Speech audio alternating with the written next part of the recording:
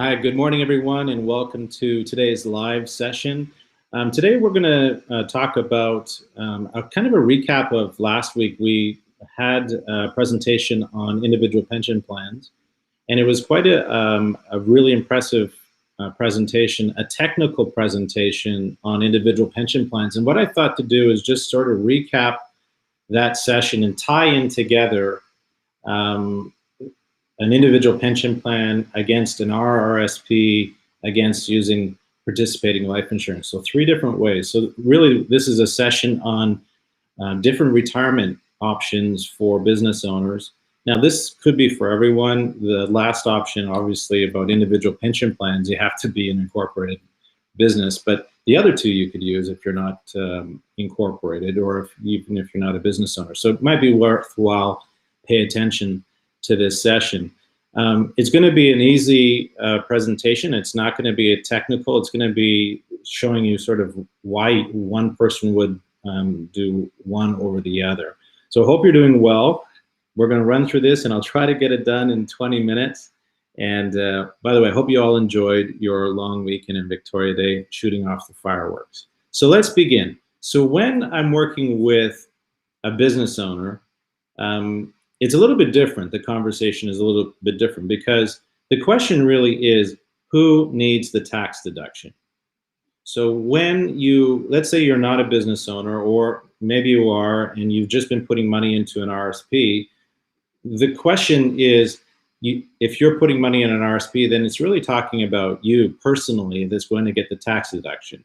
And so when you're working with a business owner, you have to consider which one requires the deduction. Is the business going to benefit more for the business owner by having the business get a tax deduction, or is the individual going to benefit more by having a personal tax deduction? So the conversation is similar in working with a non-business owner, except we just want to make sure which one is going to benefit more with the tax deduction. So it's proper use of money, more efficient use of your money. And so that's the main difference that I need to consider when I work with a business owner. So let's just do a quick review of an RSP, and you'll understand why I'm doing this, because I want to compare an RSP, a non-registered investment, an individual pension plan, and a whole life insurance policy side by side, if you will. So an RSP works pretty simply, right? You have earned income. That earned income, you can put in 18% of your earned income up to a maximum each year, which I'll cover. That maximum changes or increases every year. So in this case, the money is being deposited into this bucket, right? That's your RRSP. It grows on a tax-deferred basis until you decide to take the money out. Now, if you take the money out ahead of retirement, do withdrawal, you still have to pay tax on that. And when you turn your RRSP into a RIF, that's an RRIF, the money comes out of your RSP through withdrawals, and you pay income tax on that.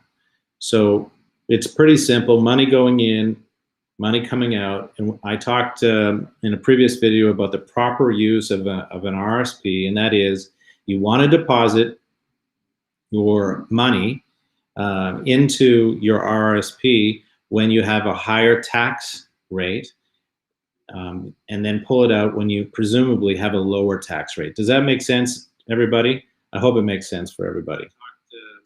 So then when the person passes away, the percentage of that money, well, all of it would pass over to the spouse of that individual on a tax-free basis. So pretty simple, right? Let's say it's a couple, and they're married, and one of the spouses dies. Their portion of their RIF transfers sideways to the surviving spouse. There's no tax implications here. It just gets added to whatever they've got, and they start receiving a RIF. Then on that person's passing, all of that money that's left over, if there is any money left over, because an RSP is designed to be expired, meaning no more cash in it in your mid-90s. Revenue Canada wants all the money as soon as possible. And that money on the passing of the last death, so the second the spouse. That gets passed to the beneficiaries through the estate, and the tax is going to be owing to Revenue Canada. So think about somebody who passes, let's say, with $200,000, $300,000 left over in their RIF. That money is going to actually be taxed at the highest tax rate. So you're going to lose about, let's say, 40% of that money to Revenue Canada right away. So that's a problem. Most people want to talk about how to get rid of that tax liability. And so that's not this session, but so that's a recap on RSPs. So let's talk now about why would a business owner use an RSP versus an individual pension plan. So let's just assume that the business owner qualifies for an individual pension plan. So let's look at the differences here.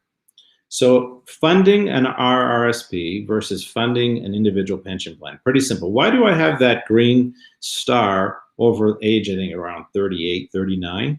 Because that's the crossover of where you have that orange line. That is the maximum that you can put into an RSP every year. So the IPP, the individual pension plan, the maximum contribution to an individual pension plan at age 38, 39 is about equal to what you could put into an individual pension plan. So, or equal to an RSP. So there's no real clear benefit here if you were to just deposit money to an RSP versus an individual pension plan. So that kind of makes sense why I'm bringing that up, because what is the advantage over another? When you're weighing your different investment options, you're trying to figure out what is the clear benefit to doing one thing over another. But what you see going forward, if you move to the right on this screen, is that you notice that the individual pension plan, that gray line, is going up as the person ages. So that means that the business owner is able to deposit more money into their retirement plan, in this case, their individual pension plan, as compared to an RSP.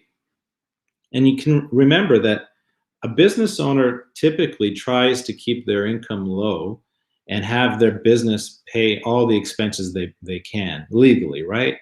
And so they'll just draw what they need for some of the lifestyle expenses, because obviously the business is paying some of the lifestyle expenses as well, paying for the car and the whether it's a lease or a loan, the insurance, the gas, everything else, right? Cell phones, part of that is that individual's lifestyle. And so the business is paying for that. So they don't really need the income to pay for those things because the business is paying for it. So if a business owner is intentionally keeping their income low, that is affecting the amount of money. Remember, 18% of their earned income can go into that RSP. So the idea is if you're mitigating taxation with your business by keeping your income low personally, then it really places a burden on how much money you can put towards your retirement products, because you can't. There's a ceiling for you. So in this case, an individual pension plan makes a whole lot more sense. So as you get older, you can put in more money into an individual pension plan as compared to an RSP. Now, what I want to draw to your attention is back to this slide. Who gets the tax deduction? Which one is more important? Which one is going to be a better outcome for you? Having the tax deduction through the business or having a personal tax deduction? So that's really important to consider, because in the equation of what we're trying to figure out is it better for you as a business owner to have your business have a larger tax deduction so that you have more capital in your business to put back into your business, right? So I always say to business owners, you should keep as much money in your business because you're going to do much better with your business, with the capital in your business, right? Our mandate as advisors is to grow your money in a way that is not subject to a great amount of risk, because that is your retirement. You're working so hard in your business and you want to make the best return you can outside of your business with your money, but you don't want to lose money as well. And you also don't want to be handicapped in terms of how much money you can put to your retirement. So we have to balance which one is better. So this is why I say you really need to consider, one, who needs the tax deduction and which one has a greater flexibility for you to push more money towards your retirement without affecting your income tax brackets as you do it. Okay, if we looked at this side by side and just look at the advantage versus an RSP versus an individual pension plan, why I'm bringing this up is just to share with you what happens. So this is based off of somebody earning about $162,000. The numbers would be slightly different, but look at this here. The maximum RSP contribution in 2021 is $27,830. Doesn't matter how old you are, that's the maximum, 18%, right? So a 40-year-old and a 65-year-old, they can put in the same amount of money, and it's okay, 27,000. But if you're making 162,000, you got money left over. So where do you put your money? The only other place to put your money is a non-registered investment or alternative investment. But if you were to use an individual pension plan, that's a completely different situation. So if you look at, let's say, a 55-year-old, in the middle column, 2021 current service as a percentage of earnings, you can put in 24.99, so call it 25%. So instead of 18% in your RSP, you can put in 25% in your individual pension plan. So you're utilizing more of your capital that you have available without having to pay personal income tax on it, because your business is going to fund this. So your business gets the tax deduction. So it's a more efficient use of your money. Again, you have to qualify, and when you call in, you have some questions, we'll walk through whether or not you actually qualify. And if you do, then obviously you can see how this is so much more of a powerful example for you to use. When you're 60, 65, it just gets better and better, right? 30% of your money is going into an IPP as opposed to only 18%. So you can see why an individual pension plan can actually increase your retirement assets by about 65% as compared to an RSP. Okay, now let's look at an individual pension plan versus an RSP side by side. And what we're really just paying attention to, because I just walked you through the deposit amount, so we don't need to look at the top of the graph. All we have to look at is the bottom of the graph. You're at retirement. How much money do you have available to retire with? If you look at an RSP in the middle column, you have accumulated over, say, in this case, from 53 down to 71, you've accumulated about $3,500,000, okay? If you look at the individual pension plan, you've got $5 million accumulated. So it's not comparing, for instance, the same amount going in, because clearly you're taking advantage of an individual pension plan, the ability to deposit more money. And so, yes, the accumulated deposits, if you will, you've deposited more money, but it's also grown to a larger extent. So I just wanted to bring that to your example. Like, for instance, you've deposited almost $2 million in an individual pension plan as compared to $1.5 million in an RSP. So a little bit more in an individual pension plan. But you actually have more money. So you end up having $1.5 million more in your retirement if you're using an individual pension plan as compared to an RSP. And you've done this in a way that was like mitigating tax returns, right? Taking advantage of where you need the best tax return, either in your business or personally. And that's why I say it's really important to have these discussions, not one versus another. So this is the higher income tax earner. This is somebody earning a lot of money. This is someone earning about $60,000 a year. And they're saying, okay, I'm earned $60,000 a year. Should I put it in an individual pension plan, or should I put it in an RSP? Here you see, again, you've got another bottom right-hand corner, $1 million more to use at retirement. So it's really just making sure that when you're with an advisor, one of the typical things that we do is we run through all these illustrations and say, look, here's the amount of money that you have, right? Here are the different things you could be doing with your money. If you're going to an advisor and they say, here's your RSP, and you had 2 or 3 other options available to you that you never even looked at because they just showed you this, maybe they're not licensed, maybe they're just knowledge situation, not aware of how to do the other things. So isn't it more important for you, the relationship that you have with your advisor, to be able to say, show me what I could be doing. Here's the amount of money I have available. And you may not even be aware that you actually have more money, but you just haven't figured out how to release that money from your business. So that's the advantage of working with an advisor that has that information, that has that knowledge about how to get money that's trapped in your balance sheet off of the books and redeployed either into your business or into your retirement plan. Okay, let's now, if you have any questions, by the way, put these in the chat, and everything's going well. Hey, Dan, thanks for the comment. Doing well, and I hope you had a great long weekend. And I hope your family's doing well as well. Okay, so let's go into the next one. Let's review a non-registered investment. This is a pretty simple thing. I'm going to use this. I'm going to use this number, the deposit amounts, the same amount to show you what it's like if you were to put this amount of money in a non-registered investment as compared to a participating life insurance. Okay, so let's look at this. $1,000 a month for 20 years is $240,000 a year.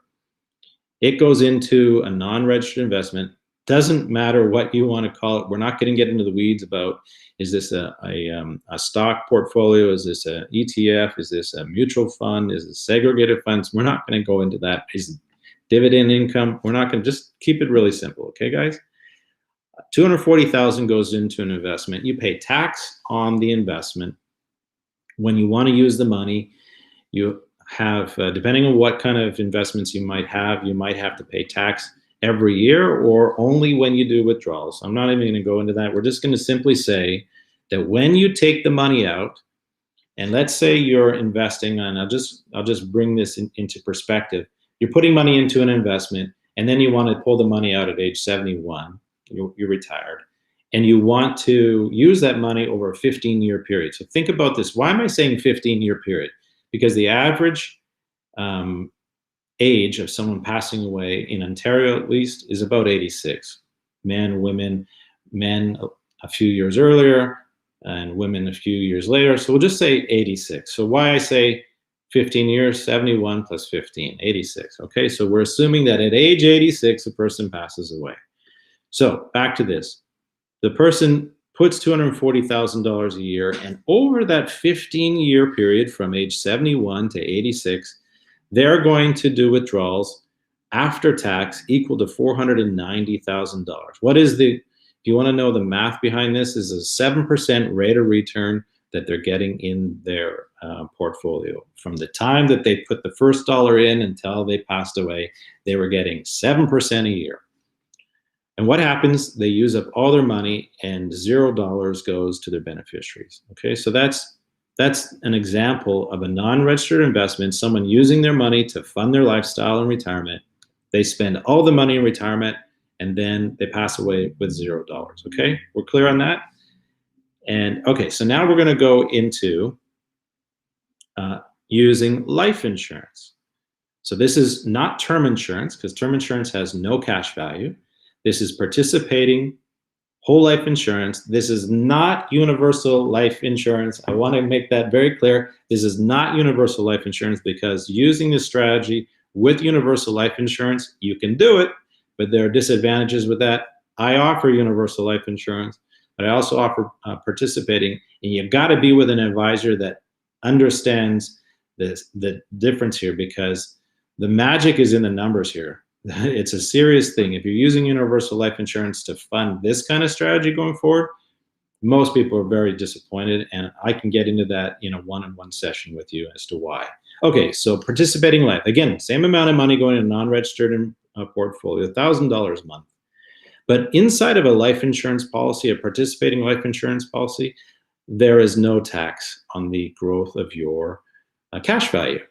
So because you're not paying any income tax on the growth of your cash value, when you pull the money out, you can pull the money out on a tax-free basis as well. That I can get into on a one-on-one session. So you have about $550,000 as compared to $490,000 used. They're using $550,000. And guess what? The rate of return is less. We're using 5% in the life insurance. So we're using less rate of return as compared to the non-registered. As you recall, the non-registered got 7% rate of return, and the participating life insurance receives 5% rate of return. So actually, you're not having to put your money at risk as much as you would have in a non-registered portfolio. So that's a clear advantage there. You can feel a little bit more secure knowing that your money is not as in a higher risk profile. Now, what's the clear advantage here? You get to spend more money in retirement, $550,000 as compared to the $490,000. And when the person passes away, look at the bottom of that page. 1.290, let's call it 1.3 million, goes tax-free to the beneficiaries. Non-registered investment, 0 going to your beneficiaries. That means, i.e., your kids, your charities, your spouse, whomever you want it to go to. That in a non-registered investment, when you spend all your money and $0 is left over, but in the participating life insurance policy, you actually have life insurance death benefit. And so you ended up spending more money and you had $1.3 million go to your beneficiaries. Now, when you look at that side by side, why wouldn't you want to put your money into life insurance? Not all of it. In one of the previous videos, I talked about what part of your investments do you use. It's usually, you're talking about trading your fixed income part of your portfolio for life insurance. So if you look at the whole thing, you have your stocks, so equities, you might have some mutual funds that are not equity, are not fixed income, but then you might have bonds, GICs, cash, that kind of part of your portfolio. Trade that for life insurance. Now, of course, it's obviously a clear advantage here, right? And we're looking at this apples to apples, a less rate of return for the insurance, and you have more money left over. You have more money to use in retirement, and you have more money going to your beneficiaries. So it's clearly, why wouldn't you use this? The reason is because you got to qualify for insurance, right? You have to be insurable. If you're not insurable, you can't do this. And what's also different about this is, unlike the, let's say an RSP or a non-registered portfolio, if things get tight for you financially, you can just not deposit to your non-registered in your RSP portfolios. But with an insurance policy, you have to continue to make your deposits every month or every year. So your cash flow has to be sustainable. And it doesn't have to be for 20 years, by the way. You can structure these things for 10 years, those or 15 years. Those things are all workable. Again, when you're working with an advisor that's an insurance licensed advisor such as I am, I'm able to do these calculations for you right away. Well, guys, that's it. I hope you enjoyed this session. Again, I try to get it to keep it to 20 minutes, and I'm trying to give you a comparison as to why a business owner might choose an RSP, a non-registered investment, an individual pension plan, or life insurance as part of their retirement options. It's actually not complicated. It's really a discussion that you have and thinking about, okay, what is my retirement going to be like? What do I want it to be like? What's the outcome? And what are all the different ways that I could invest my money? Here's the pool of assets that I have available to me. What are the different things I could do that would produce the kind of income I need at retirement? And also thinking about legacy. What would you be giving to your children or your charities at the same time? That is the purpose of today's session. I hope you're doing well. I look forward again to seeing you next week.